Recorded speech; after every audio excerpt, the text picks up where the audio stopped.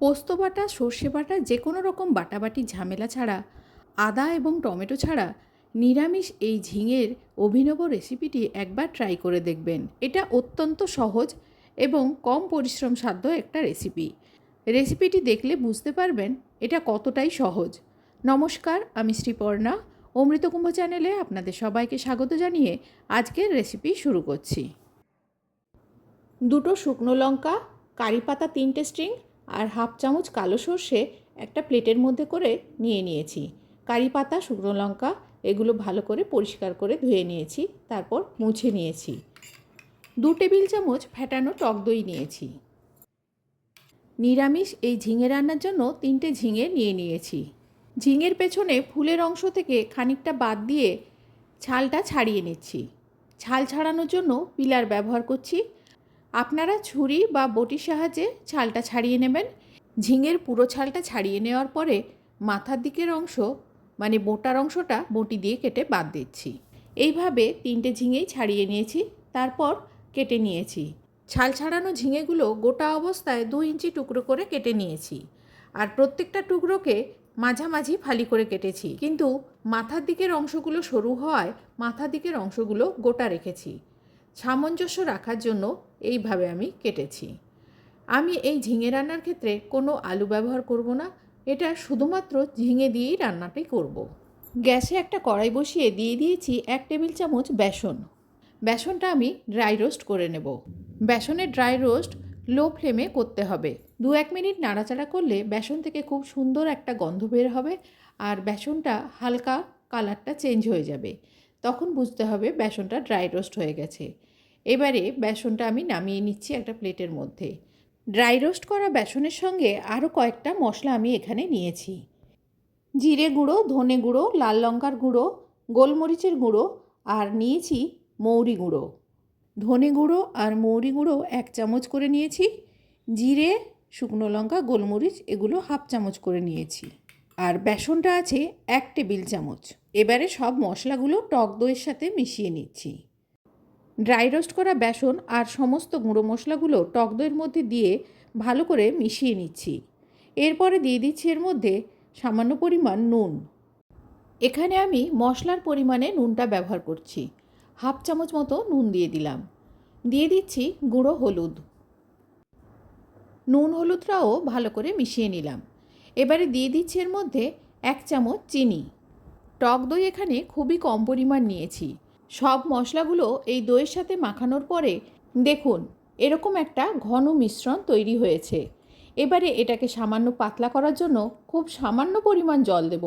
2 চামচ মতো জল দিয়ে ভালো করে মিশিয়ে নিচ্ছি। তারপর ঢাকা দিয়ে রেস্টে রেখে রান্নায় চলে যাচ্ছি। আপনাদের কাছে অনুরোধ করছি ভিডিওটি স্কিপ না করে পুঙ্খানুপুঙ্খভাবে লক্ষ্য রাখুন ঠিক রান্নাটা কিভাবে তৈরি হচ্ছে। এইভাবে রান্নাটা করলে রান্নার স্বাদ সত্যিই খুব অপূর্ব হয়। একবার এইভাবে বানিয়ে দেখুন। এবারে গ্যাসে মিডিয়াম ফ্লেমে কিছুটা সর্ষের তেল গরম করতে দিয়েছি। শুরুতেই যে আপনাদের শুকনো লঙ্কা, সর্ষে আর কারি পাতা দেখিয়েছিলাম সেগুলো এক এক করে দিয়ে দিচ্ছি। এই সময় একটু সাবধানে রান্না করবেন, কেননা সর্ষে ফাটবে আর কারি পাতাও দেওয়ার পরে চিড়বিড় করে তেল ছিটকাতে থাকবে, তাই একটু সাবধানে দেবেন। তেলের মধ্যে এগুলো নাড়াচাড়া করে ভেজে নিচ্ছি। যখন তেল ছিটকানোটা বন্ধ হয়ে যাবে তখন বুঝবেন কারি পাতাটা ভাজা হয়ে গেছে। এবারে এই সর্ষে, কারি পাতা, শুকনো লঙ্কাটা যে দই, বেসন আর মশলার মিশ্রণটা রেখেছিলাম তার মধ্যে নিয়ে নিচ্ছি। যতটা সম্ভব তুলে নিয়ে এবারে ওই কড়াইতেই দিয়ে দিচ্ছি কেটে রাখা ঝিঙেগুলো। শুকনো লঙ্কা, কারি পাতা তোলার পরে 1 চামচ মতো তেল ছিল, সেই তেলেই আমি ঝিঙেগুলো দিয়ে দিয়েছি। ঝিঙে কষার জন্য 1 চামচ তেলই যথেষ্ট। নাড়াচাড়া করে ঝিঙেগুলো তেলের সঙ্গে ভালো করে মিশিয়ে নিয়ে ভাজতে থাকবো।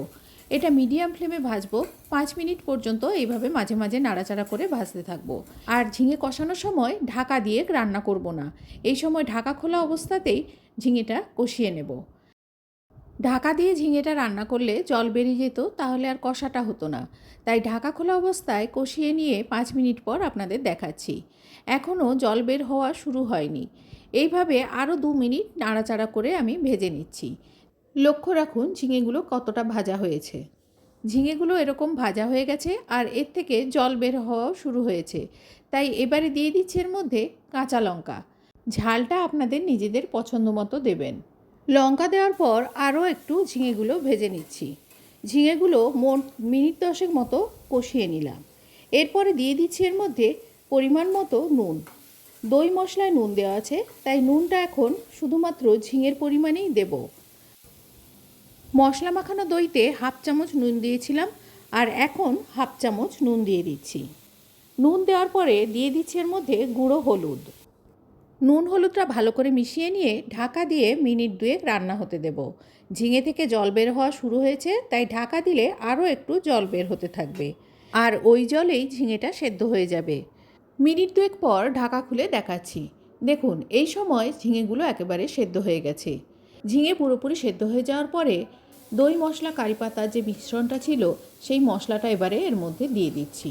খেয়াল রাখবেন, এই মিশ্রণটা কিন্তু ঝিঙে পুরোপুরি সেদ্ধ হওয়ার পরেই দেবেন, নইলে ঝিঙে কাঁচা থেকে যেতে পারে। দই মিশ্রণে যেহেতু চিনি দেওয়া আছে, তাই ঝিঙেটা চেক করে নেবেন সেদ্ধ হয়েছে কিনা, তারপরেই এই দই মিশ্রণটা এর মধ্যে দেবেন। দই মিশ্রণটা দেওয়ার পরে একটু নাড়াচাড়া করে নিচ্ছি। দেখুন কেমন শুকনো শুকনো হয়ে গেছে। এবারে দই মশলার বাটিতে 1 বাটি জল নিয়ে নিয়েছি।